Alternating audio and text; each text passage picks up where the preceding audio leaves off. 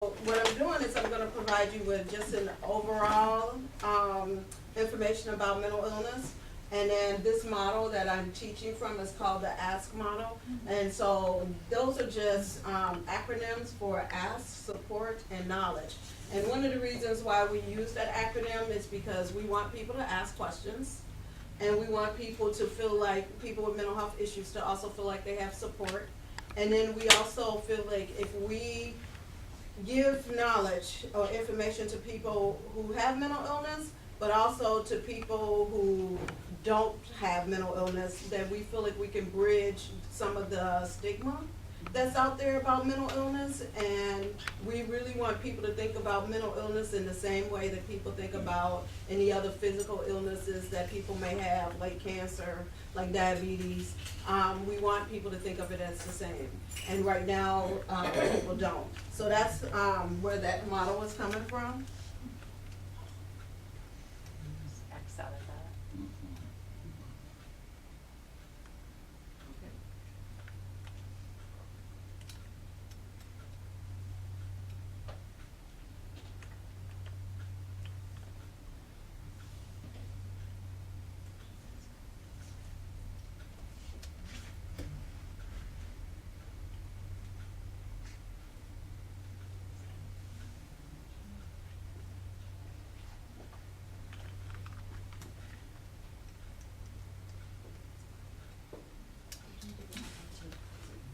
There we go. Oh, you got it? You think it'll keep advancing now? I hope so.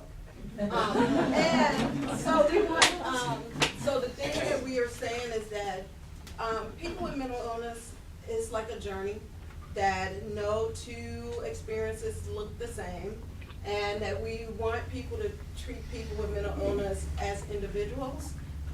Even though they may have similar diagnoses, the diagnoses do not look the same in each and every one.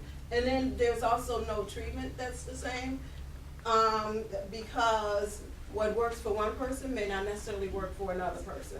So even if it's the same medications, the dosage may need to be different, depending. But we also want people to know that this is a journey, not just for the individual who suffers from mental illness, but for family members and friends as well, because each of us are affected by it, whether we think we are or not.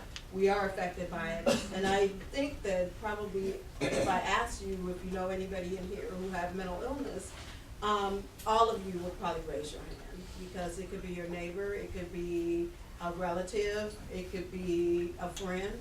So just keeping that in mind, that it is a journey, and the journey doesn't look the same for anybody, for everyone.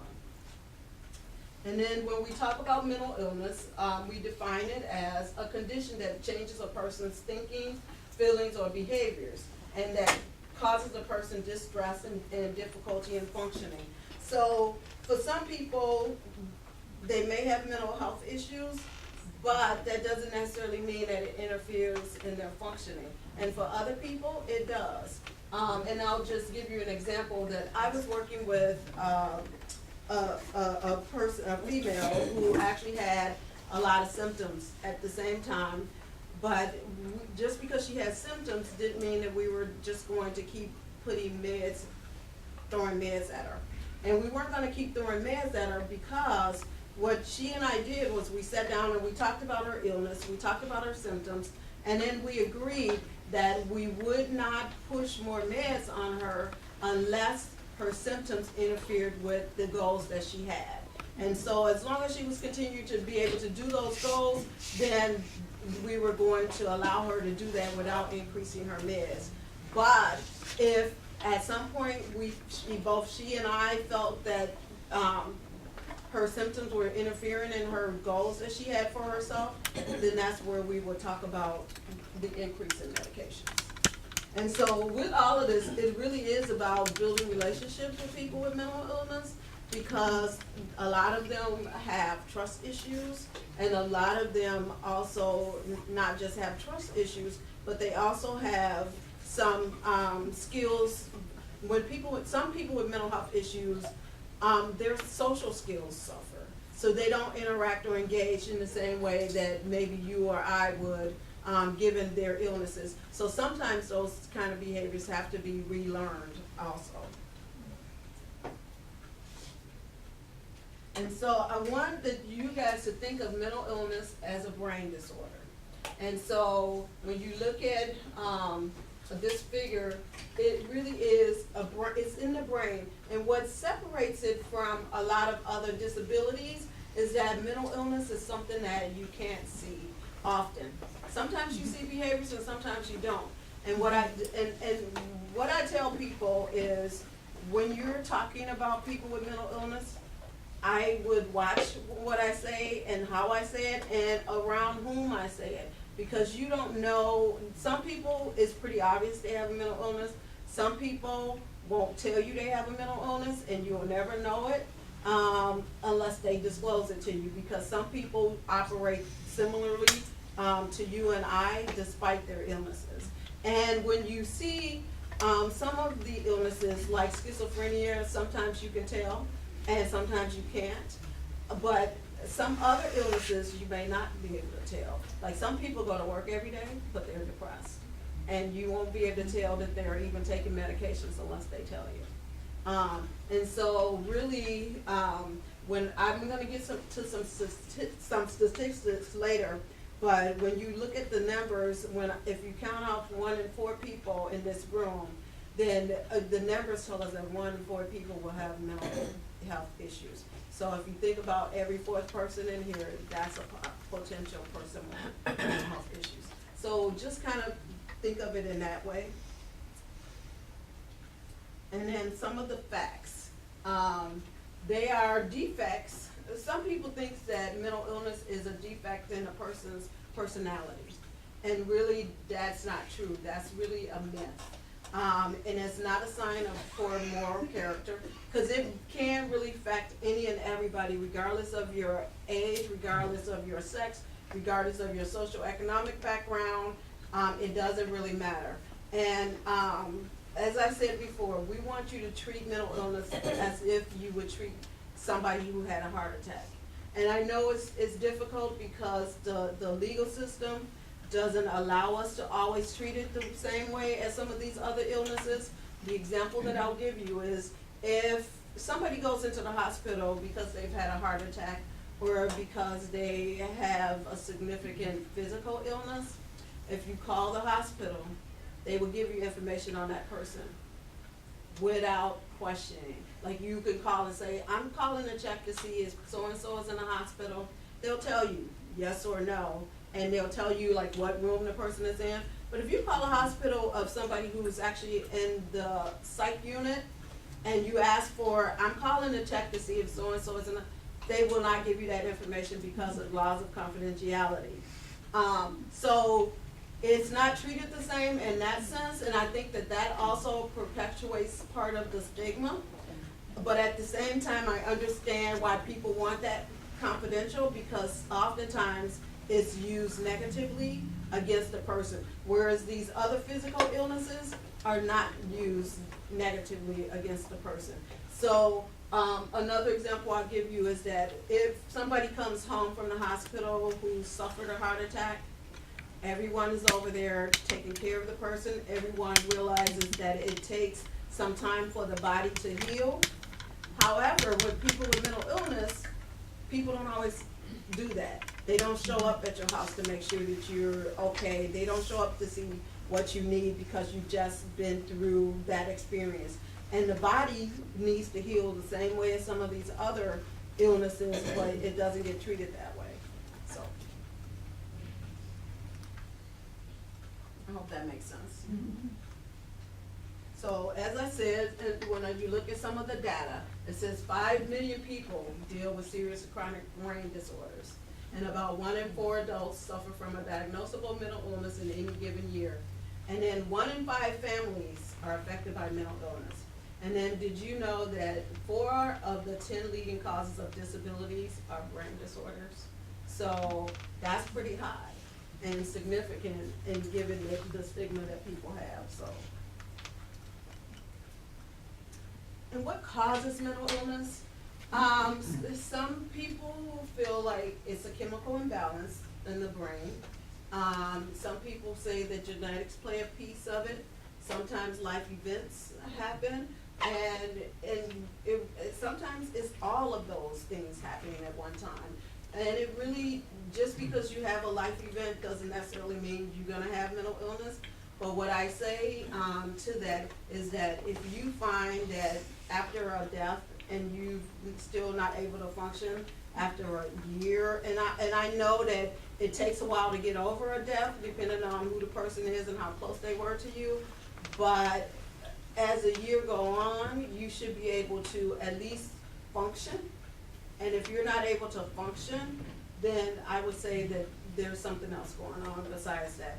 And we know that some of these illnesses are, mental illness are, the life events happen and triggers those sometimes. So oftentimes, one of the things that we see with college students, they're in college, and then they get diagnosed with an illness at like 21 or 22.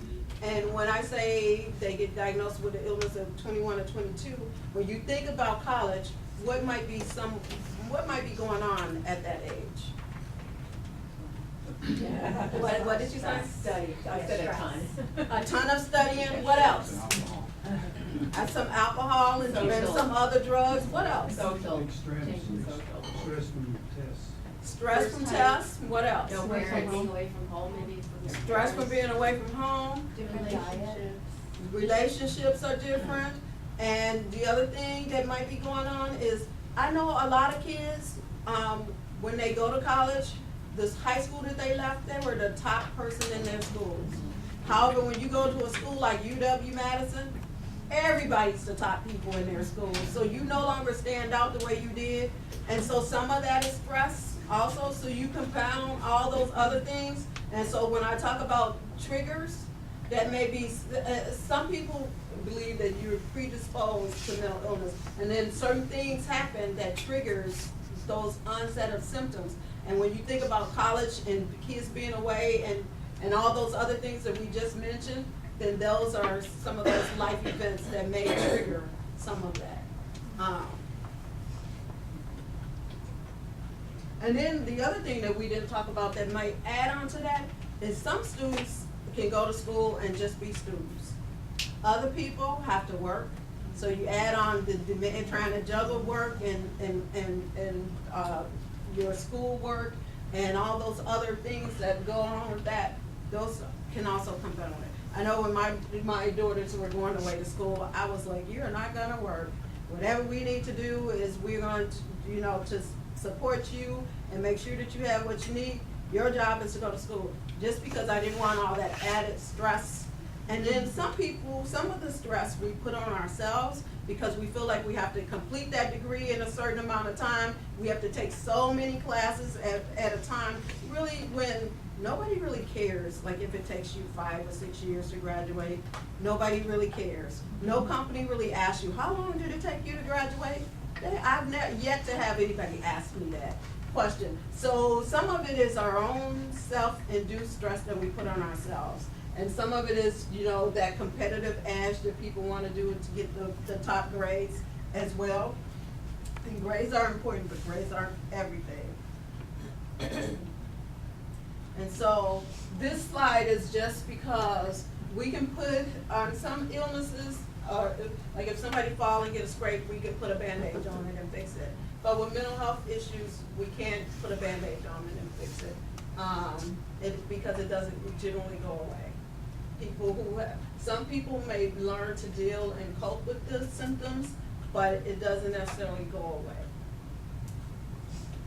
And I'll give you an example. I have one of my best friends, her husband just about maybe 4 years ago started suffering from anxiety. And so when she called me, she was asking, like, what can I do, what can I do? And I was like, well, first of all, he needs to be making sure he's meeting with somebody consistently. And then whatever regimen or treatment they agree to, then he needs to follow that. But also with anxiety, if you can identify some of the triggers of anxiety, then you will be able to at least kind of be prepared for when things happen. an example that I'll give you of that is like I had a client who, she was fine when she was in her house, but as soon as she had to leave to go out of her house to go into the community, she had so much anxiety. So she and I developed a plan around her anxiety, like right before, maybe 45 minutes before I was going to be picking her up, I would call her and say, we'll take your anti-anxiety medications, which would kick in by the time I would get there, and then she wouldn't have a problem. So that could be one strategy. Other strategies could be just learning different coping strategies. Like some people might be meditation, some people it might be artwork that will help you get through it, and stuff like that. But the other thing, when we think about anxiety, is that anxiety is the #1 reason people go to the ER. And why do you think people go to the ER? Huh? They What think did they're you having say? a heart attack? They think they're having a heart attack because the symptoms feel like they're having a heart attack, but really they're having anxiety.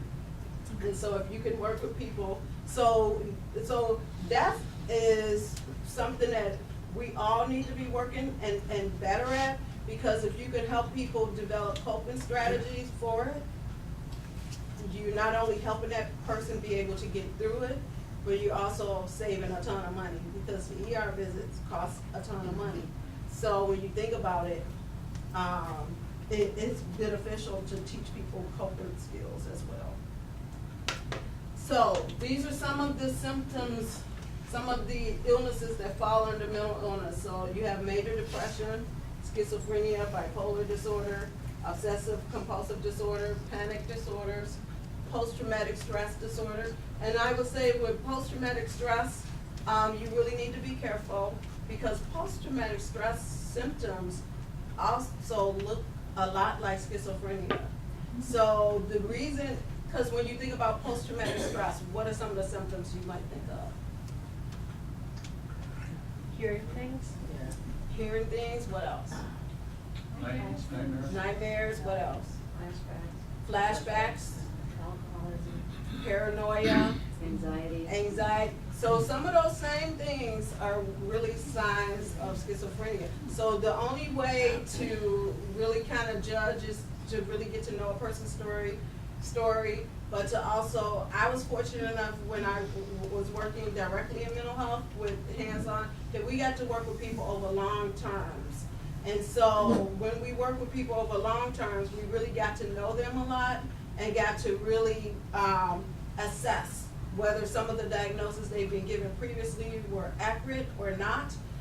Because two things, when you think about schizophrenia, oftentimes that requires the most potent medications.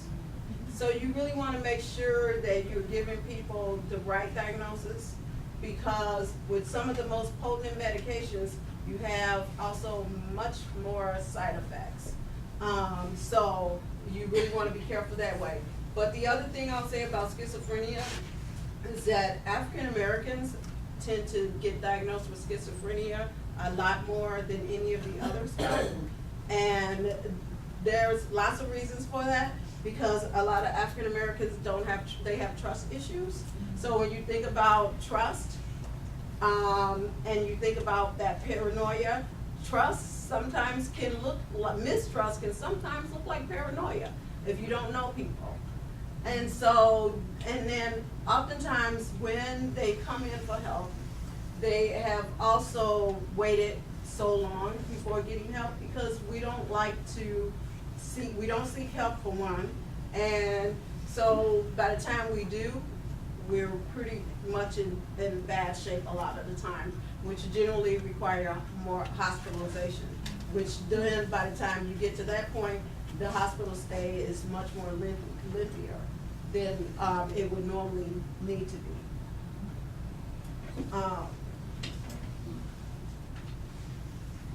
So in this, I put down some of the signs and symptoms, and you can hardly see it, and I will forward the slides show to Sherry, so she can give you guys access to it.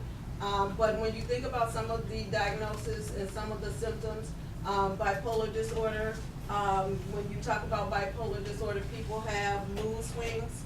So some people are much more elevated, where they have this image that nothing can touch them, and they don't sleep. They might spend a lot of money, and so those things really. Some people, they just can't settle. Like, I've seen guys that just couldn't stop moving. They would write, scribble, and then to them it was making sense, but when you looked at what they were writing, it looked like you were teaching like a kindergartner how to write, that it was not making any sense. So there are really signs like that. And then some people, and once they come down off the high, then they get depressed. And I've had clients say that when they get depressed, we don't often respond the same way we do with bipolar, when they're in that high swing.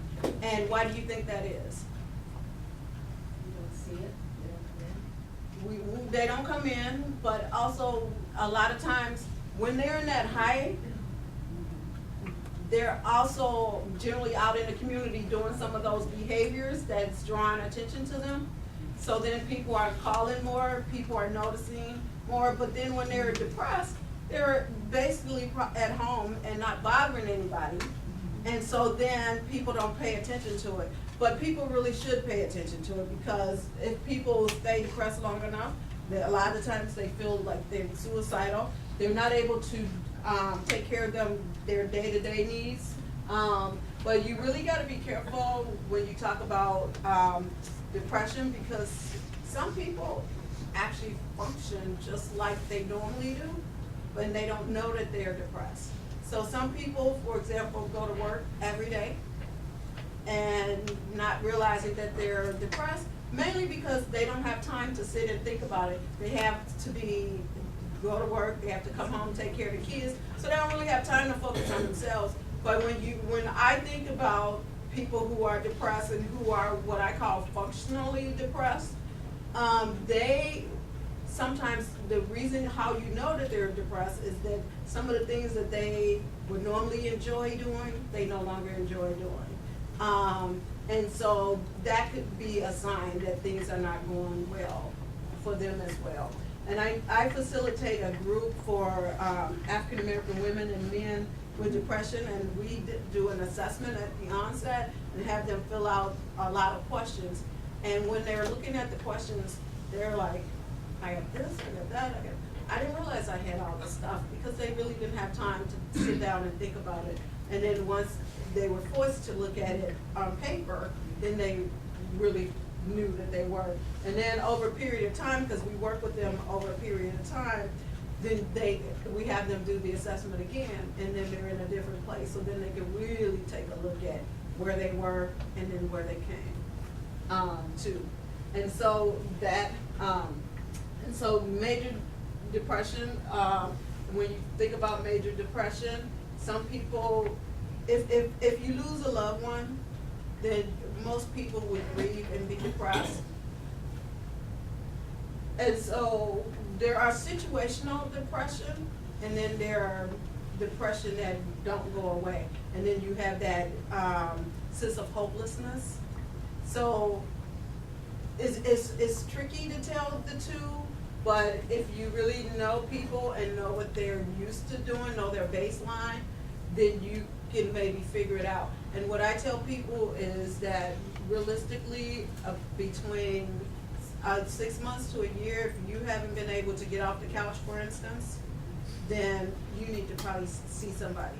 And to me, it doesn't necessarily always mean you have to take medications, which I think a lot of times people are afraid of. They don't want to have to take meds. Sometimes, some people, it might just be getting some counseling.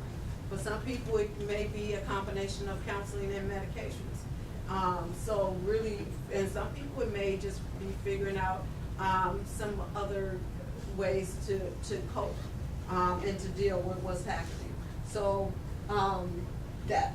And then we talked a little bit about post-traumatic stress syndrome. And so some of that is, people do avoid. They avoid being around people.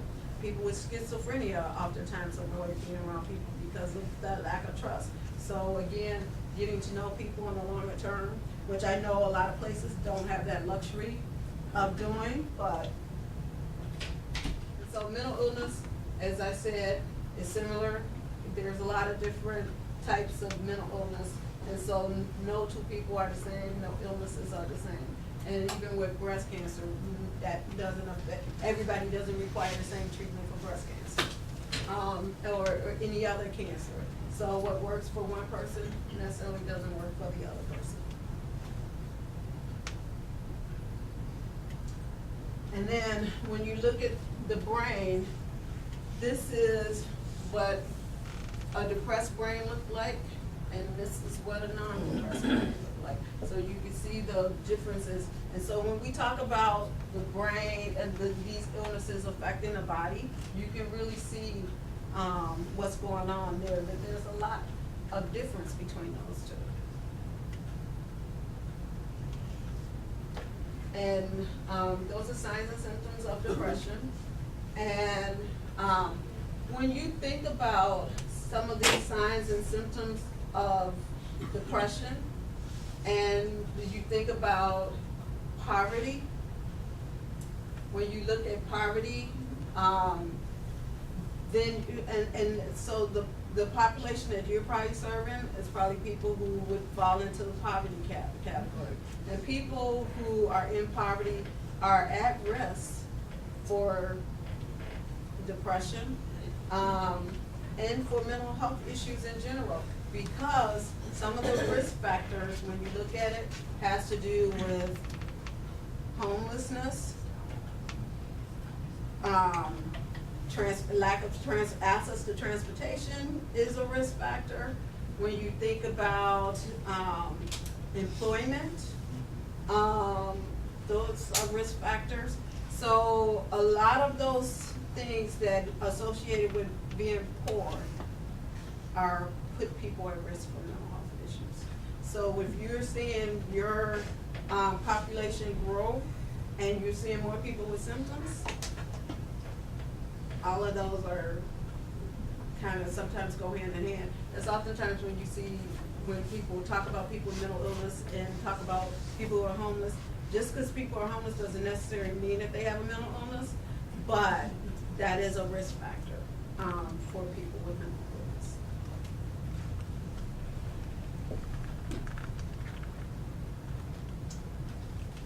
And depression, short-term depression, there's major depression, dysthymia, blood disorder, bipolar disorder, post-traumatic stress, seasonal affective disorder. Some people, right now we're in that daylight savings time, so we have less light.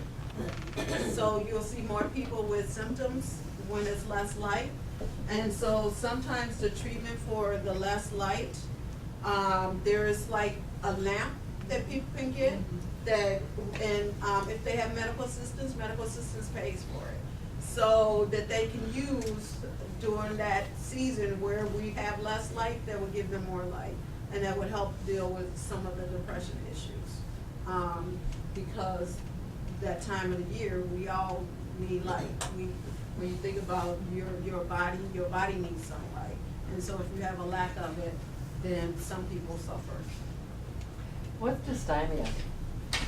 Dysthymic is somebody who's been depressed for 2 years or more. Okay.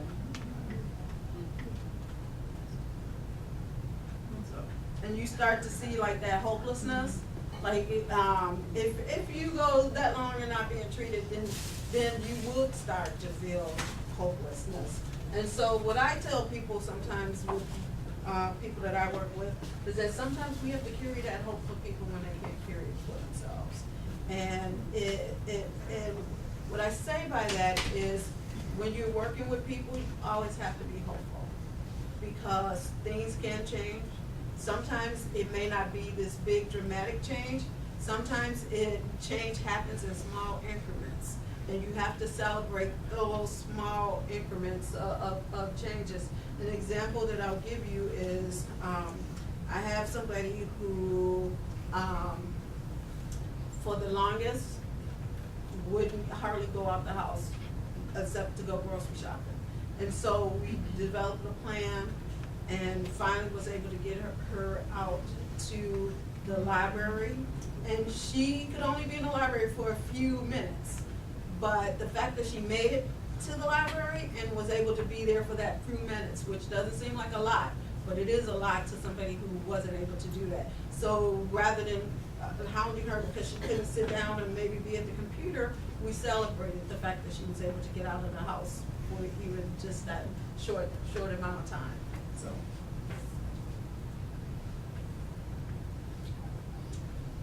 And, sometimes, when I say we also have to carry that hope for people, when you start, thinking something long enough,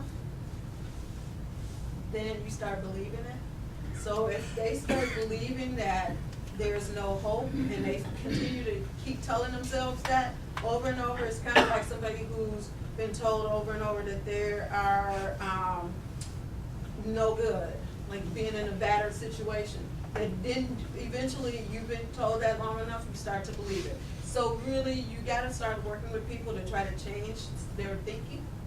And some of the things that we do is to try to, if you're having a negative thought, try to switch it around. Like for instance, if you're saying that I'm no good, then maybe turning that around and start saying I'm a good person.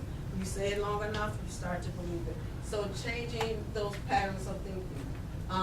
Again, also reminding people that mental illness is not something that no one asked for. The same as no one asked for cancer. The same as no one asked for diabetes. But it's not something that's curable, but it is treatable. And so just because you have that illness doesn't mean that that's a life sentence. So it means that you have to figure out different ways to cope and to deal with that. And there are ways to deal with that. And then sometimes it also requires that people give you some support and give you the help that you need to get through it. The same as when somebody get diagnosed with cancer, they need support right away. And to me, I also say that when you get diagnosed with a mental illness, it is a grieving process. And people have to also be allowed to grieve that, because you do see people who had goals to be, perhaps some people that I work with were even in medical school, and then their illness came on. So then, are they able to be doctors? Some probably, I would say yes, but others of them probably not. But that doesn't mean that they cannot do other things. And so just trying to work with them to figure out what else they may be able to do. And like I said, celebrating some of those small differences as well.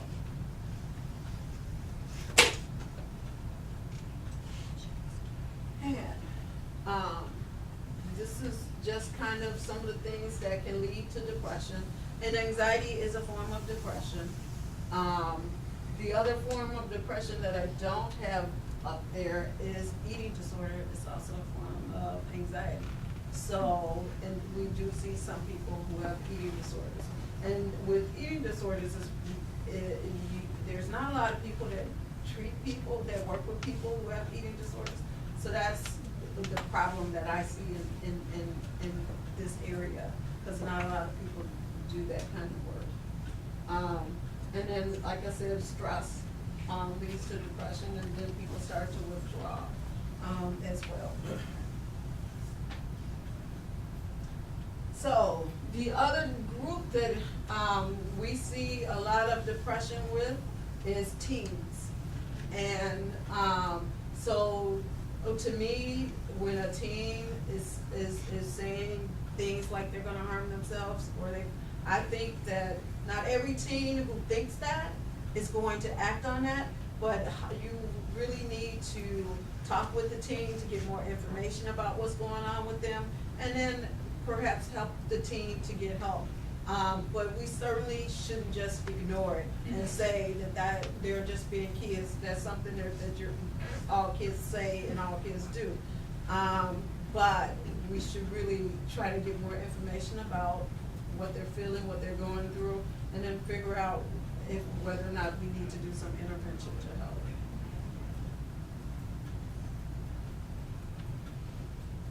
and I would say teens is tricky anyway, because trying to fit in as kids, when you think about high school, I think even now, we're starting to see more mental illness even in the younger schools.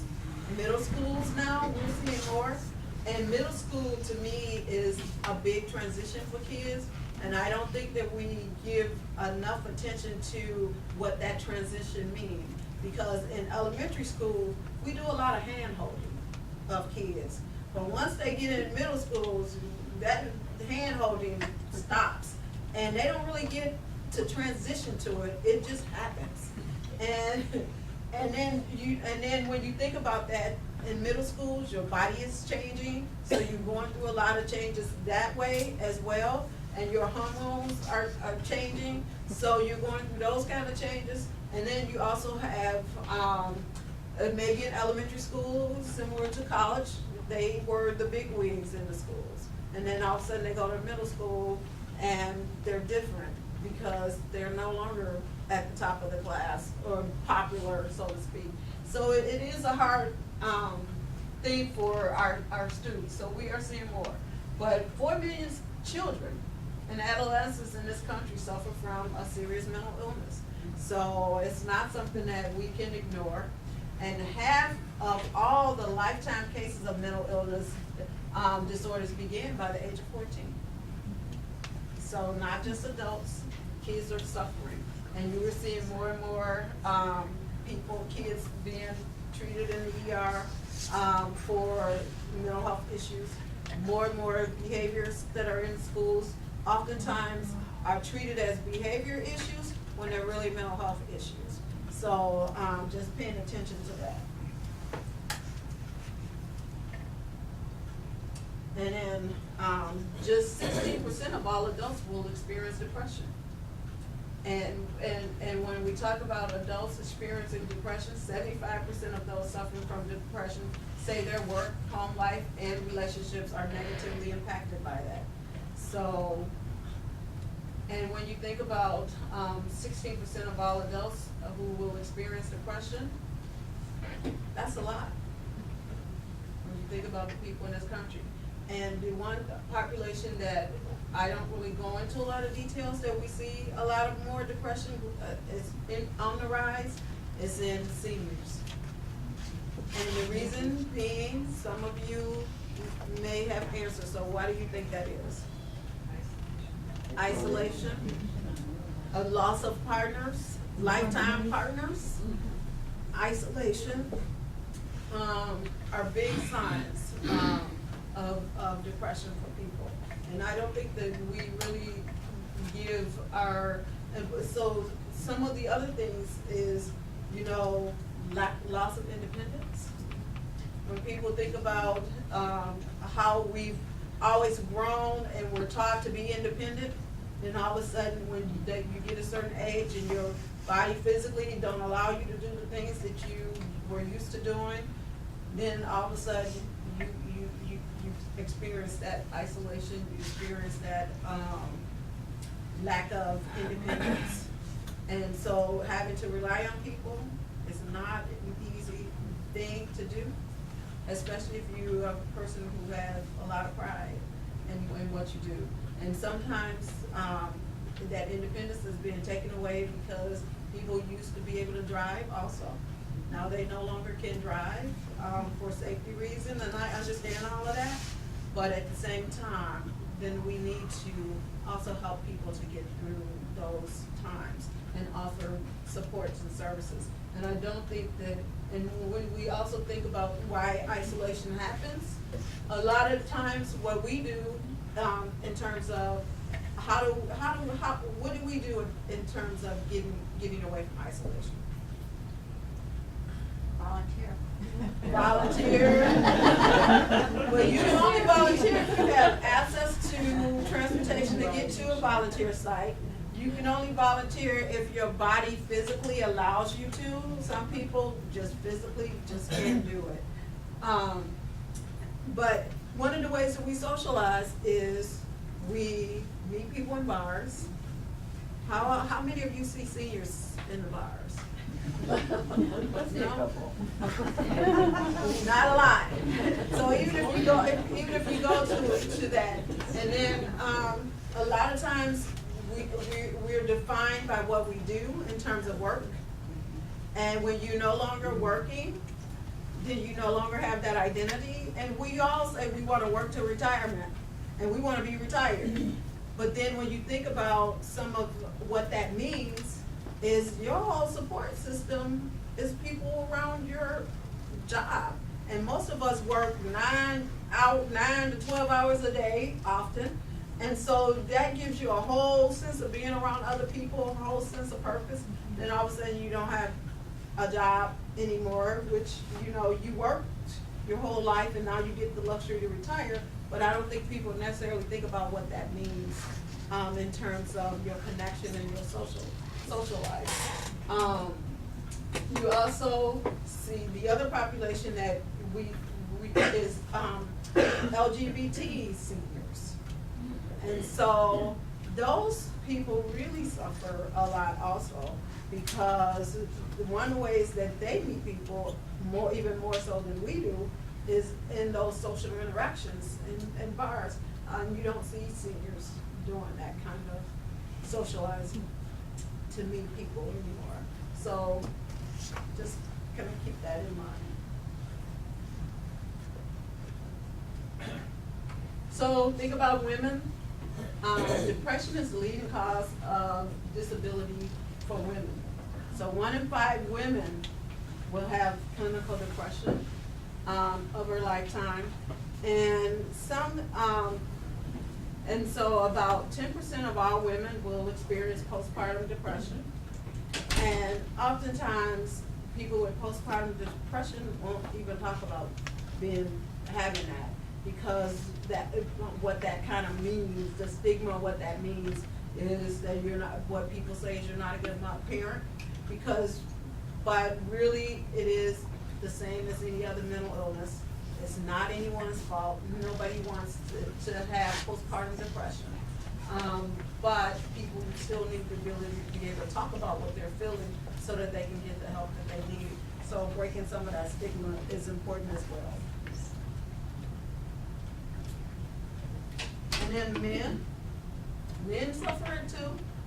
And suicide is the most common among men who are separated, widowed, or divorced. Retired and unemployed men are at high risk of developing depression. So think about it. The message that we give our men is what? Support your family.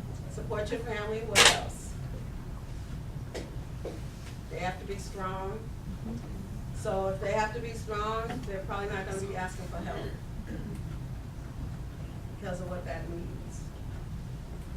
And when you think about men who have been capable of taking care of their families, capable of doing all these other things, and who are no longer able to do those things, just because of age. They don't even have to, originally don't even have to have mental illness, but just because the way our body is set up, we can't do everything for life.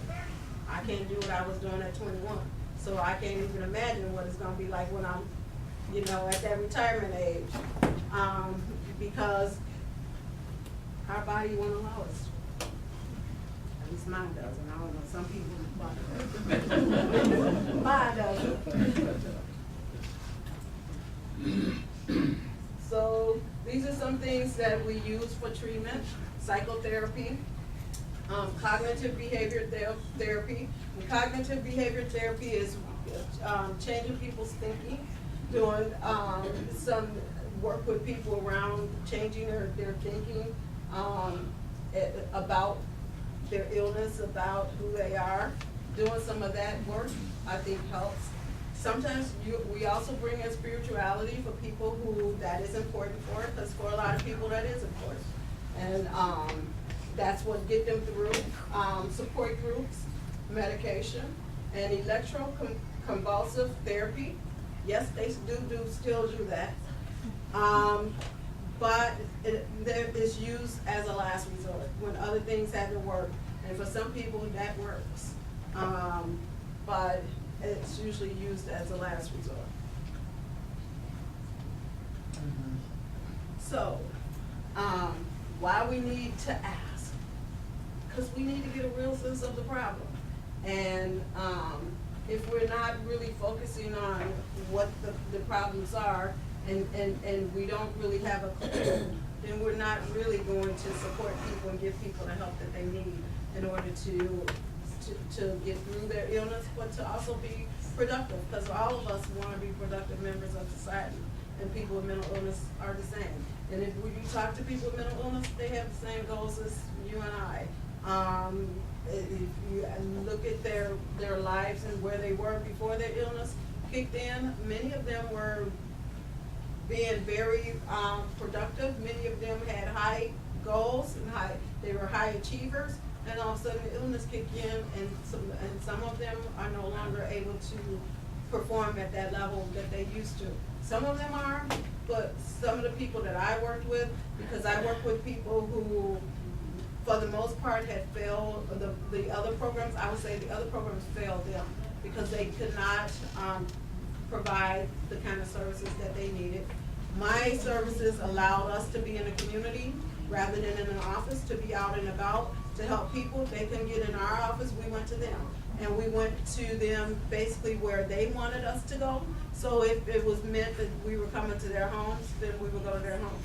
If it meant we were meeting them in a restaurant, we were doing that. But we were also meeting people where they are in terms of helping them with their needs.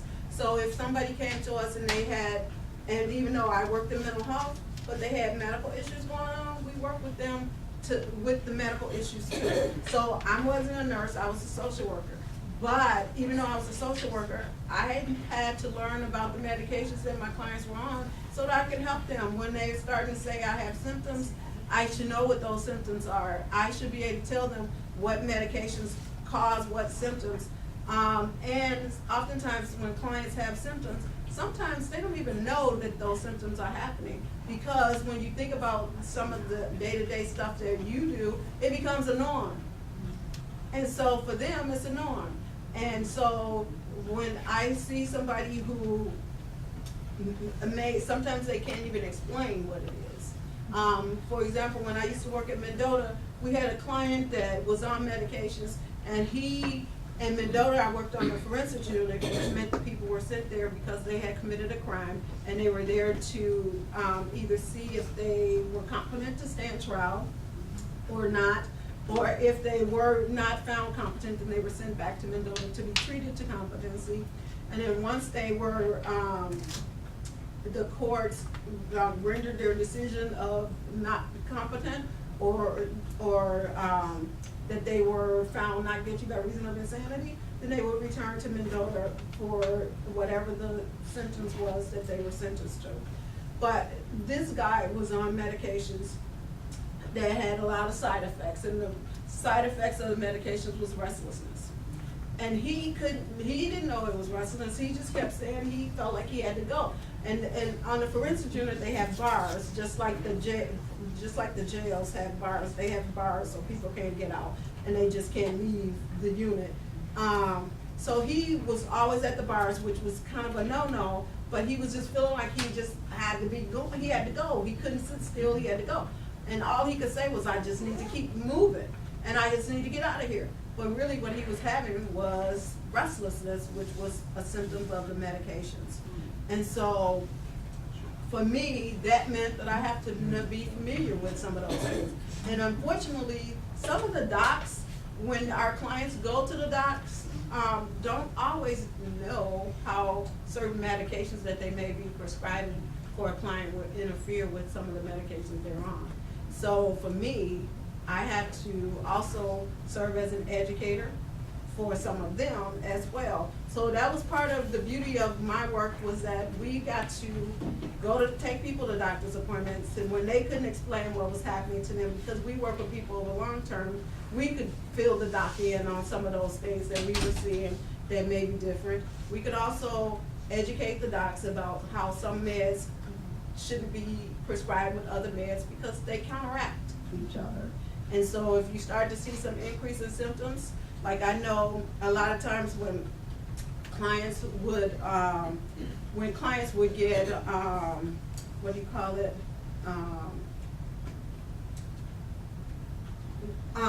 when they, like, if a client went to the doctor and the doc gave them meds because they were, they had an infection, let's say, and the doc would prescribe meds. Well, certain meds would counteract with the meds that they were already on for psych reasons, and you would start to see an increase in symptoms, and we trying to figure out, well, why is he having symptoms when he's been on these meds?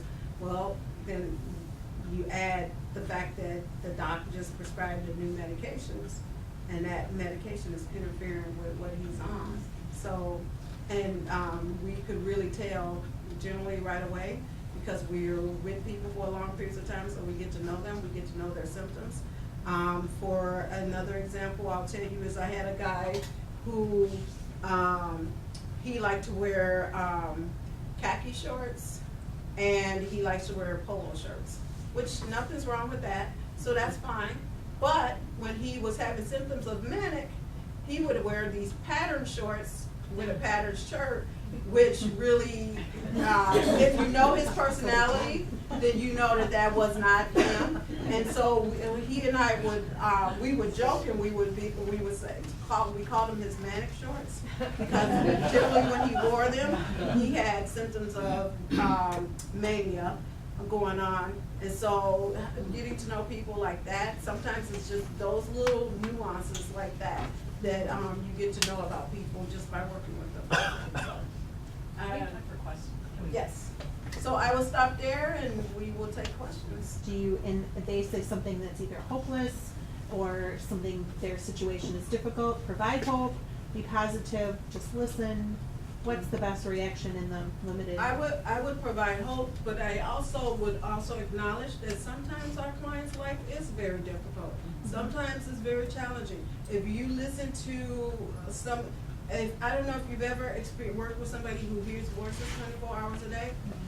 Can you imagine having, like, if I have so much noise in my ear, how distracting that is, but to be able to still function despite that noise that's in your ear 24 hours a day, that is challenging, that is difficult. And so I will give kudos, because that's not easy to do. And so just really kind of acknowledging what they are experiencing. I think we have to be truthful, but we also have to be authentic. And so to me, and we do this exercise with people sometimes, where we have one person standing behind you whispering in your ear, another person whispering on the other side of you whispering in your ear, so you can get the experience of what it's actually like to live with voices all day long. And when you think about that and you're trying to concentrate on what you got to do for the day, and I can't do it because it's so distracting, but people with voices have to do it every day, and they don't get a break from it. So I have a client that says for 15 minutes out of the day is all he has of not hearing voices all day. So when you think about that, and how difficult that is, so I acknowledge that it is difficult, but just because it's difficult doesn't mean that you can't get through it, because people do get through it. And maybe perhaps talking with them about some things that they could do to cope. And maybe sometimes they don't even think about it. But if they like to draw, that may be one way to cope.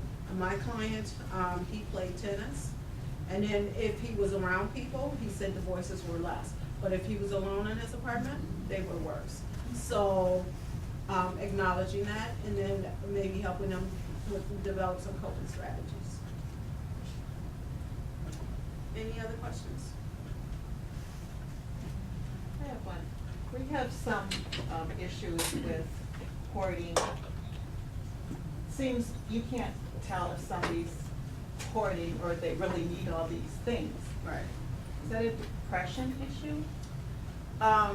Hoarding, I think, it is a kind of a depression thing, but it also, sometimes it is a timely thing. So you really got to think about it. Like people who went through the Great Depression may hold on to everything because what they experienced. So you have to look at it that way. But some of the clients that I work with, what we would do is, like, when you would go in their apartments and you can't get through, sometimes it would meant that we would work with the landlord to come up with a plan for maybe how, so for some of them, you just can't say get rid of everything, because that's not gonna help them. But if you can't get through a path in the house to be able to get out, then that's a problem. And no landlord is gonna want you to have every room of the house covered where you can't get in and out. So maybe working with the landlord to at least come up with a plan that maybe we get through this pathway, you know, open this up right here. And for some people, it may be also, helping them with a little bit at a time. Like, to me, tackling the whole thing might be overwhelming. But if you can maybe tackle like a few, small areas at a time, that might be helpful as well. But oftentimes, the people who hoarder, a lot too, it is really because they feel like they're gonna lack something. Sometimes it's OCD, that's kicking in because they just collect. Like, I go to a client's house and she has like, I don't know, 10, 20 bottles of shampoo, and they all half used. Like, they're half used, and she doesn't ever use the full thing. But so some of that is OCD, that's going on too. So you really kind of have to treat OCD as well. Anybody So a else? lot of people that come in here are also just in a crisis situation, so if you have any tips on how we can kind of diffuse that? I mean, sometimes a lot of people literally come in that have been turned away from 5 other places or something, and they don't have any real hope that we're gonna take care of them, and so maybe just some thoughts on that. I don't know if you guys see that. I'm sure there's people feeling very anxious and, Well, you know. what I do with people is really, I sit down and I know you don't always have the time, but try to talk to people about what the crisis actually is and to get an understanding of the crisis. Sometimes it may be just helping people figure out resources, that can get rid away. Like, one time I had a person that I was working in the crisis unit at Journey, and a person came in and she was saying that she was suicidal, she was gonna kill herself. And when I sat down and talked to her, I was like, well, you know, what's actually really going on? What was going on is that her gas bill was gonna be cut off, she was gonna be evicted. So what I did with her is that I sat down, gave her a list of resources, then I gave her some homework, because I could easily call them for her, but she's capable. So I gave her some homework.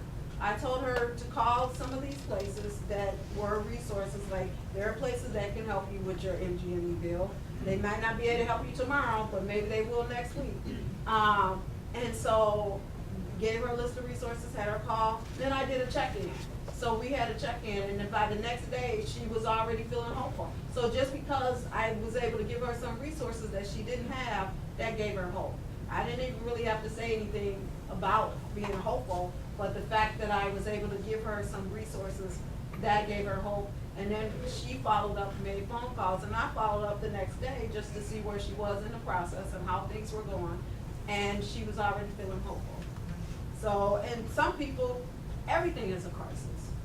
And so, and so when you think about it, to me, it's really kind of no different than us. Like, oftentimes we feel like we have to have our needs met right away. I don't know, sometimes if you're talking to people and somebody else walks up to them while you're talking to them and they stop them right there, that's kind of like somebody feeling like their needs need to be so important that they have to interrupt to stop your conversation to have theirs. So to me, clients are really no different than us, that they, to them, everything is a crisis, and sometimes to us, what seems like a big crisis is not a big crisis.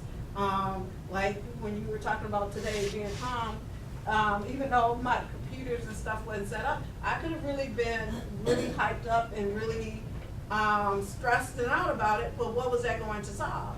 I still, at the bottom line, the computer still needed to get up and running, and I was getting anxious because people were sitting here waiting, but at the same time, I feel like, for me, when I think about what our clients go through in the bigger picture, to me, you know, some things ain't so big.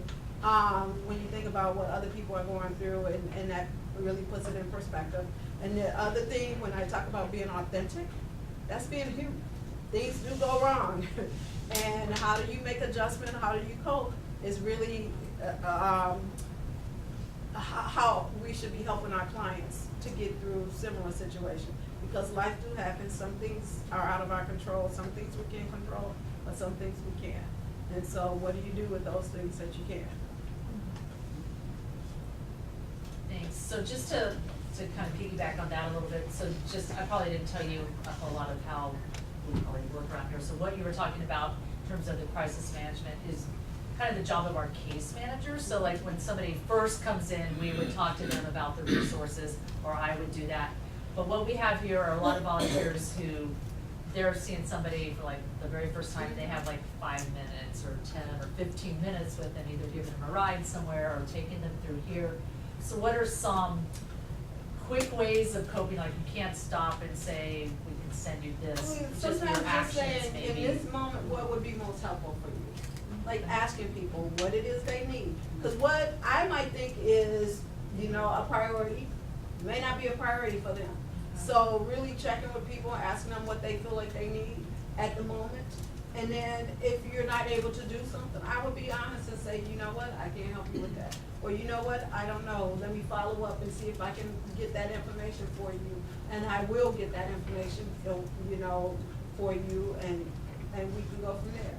So that's kind of what I would do. I know a lot of people who do counseling only have an hour session. And for me, we're lucky enough that we work with people over a long period of time. But oftentimes, when you help people meet some of the basic needs that they have, then that's how you develop those relationships and how you develop that trust. So starting where the client is and maybe talking with them. Sometimes it might just be talking them through it.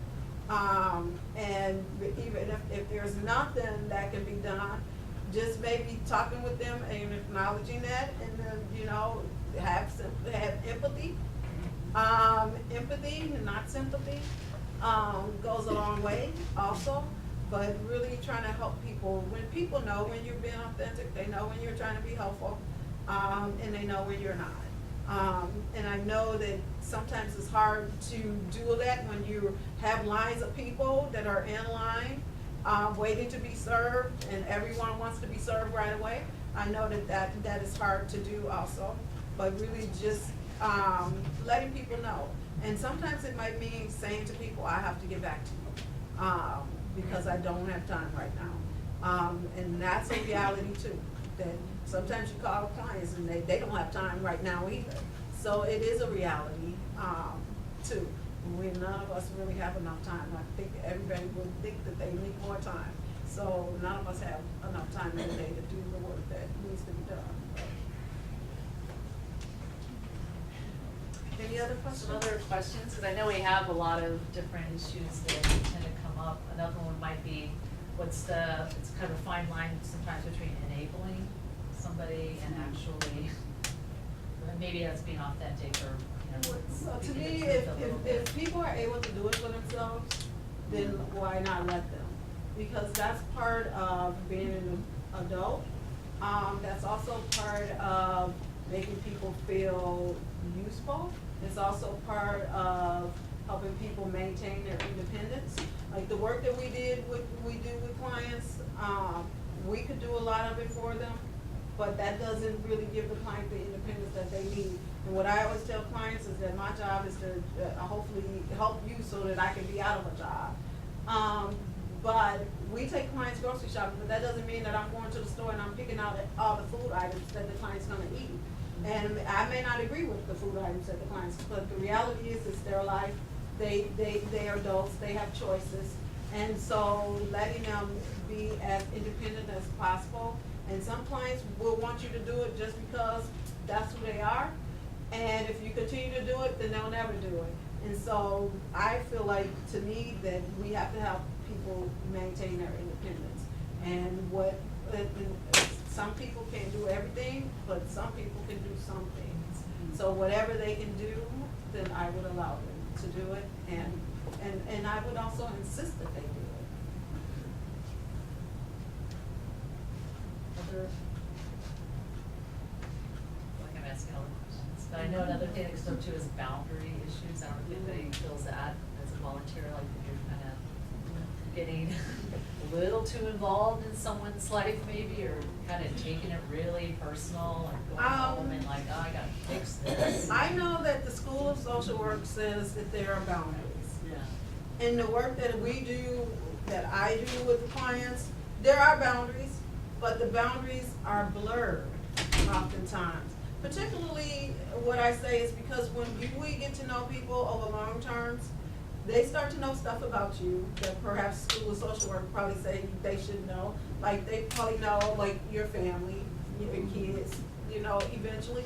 And for me, the way that I think about it is, if you want clients to open up to you now, I would ask myself, why am I disclosing this to the client?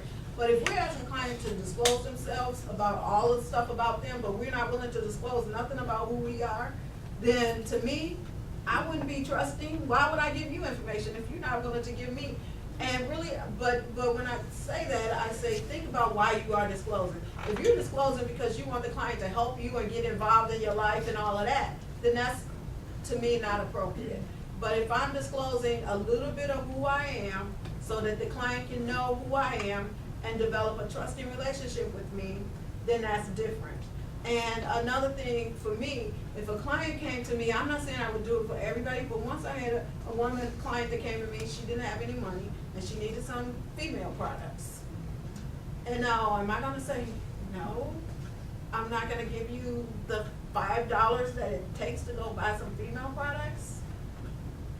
Because you can go get food items, but how many places actually give you female products? So, right, so not a lot. So it's different than if she come and ask me to give her money for food, I can say, well, you can go to a food pantry. But if she come in and ask me for money for something like that, then you can't really go to a food pantry to get, and she doesn't have any money. And so I did give it to her, and I wrote out an IOU, and she actually did pay me back. So, and, I mean, I gave it to her, and if she wouldn't have gave it back to me, she wouldn't have gave it back to me. But she and I had a trusting relationship that I said, okay, I'm gonna have you sign this IOU, and she did. And she actually came to me without me asking her and paid me back. So I think sometimes those boundaries could be tricky. The other thing that I would say is that when you're working with people of color, like for me, who I do a lot of work in the community, and we know a lot of people in the community, whether it's my kids and my husband. So it's really hard to have those same kind of boundaries when you see people when you know people in the community. Now, if they were to walk in the mental health center building, I'm not gonna be yakking saying, you know, hey, everybody, I know this person, or hey, everybody, this person has mental illness. But it's hard to say that I'm not gonna be in the same space with that person. If there's community events going on and they're retaining a lot of people of color, the chances of somebody that I know or work with who is a person of color being at those events is pretty high. And so what I would do with that person is to develop some kind of protocol about how they would like to deal with that situation, because it's 90% of the time it's probably gonna happen and we're gonna be in the same space for an event. And so just develop this approach, like, how do you want me to address you? Or do you want me to even address you? Do you want me to acknowledge you? For some clients that may be, no, I don't. For other clients that may mean that if I don't acknowledge them, then they probably thinking that I'm trying to think that I'm different or better or whatever that may be. So really working with the client ahead of time, because you know that's gonna happen eventually, working with clients ahead of time to get that out, or even going to the same church. I know a lot of clients who actually go to the same church. In fact, I went to a funeral yesterday, and a client that I used to work with was at the funeral. So some of those boundaries ain't always as clear, they get blurred. And I know, like, the counseling relationships is a little bit different, but when you're helping people over long terms and you're helping people, the clients that I work with people who have been in the program for 20 years. Some people were pretty new. And so people who've been in the program for 20 years, they will start to know stuff about you. So to say that they won't, I don't think that that's realistic. Any other questions? I know we've gone way over time. Sorry about that. You guys have been good hanging in. So. Other any questions, or if you wanna talk to her afterwards?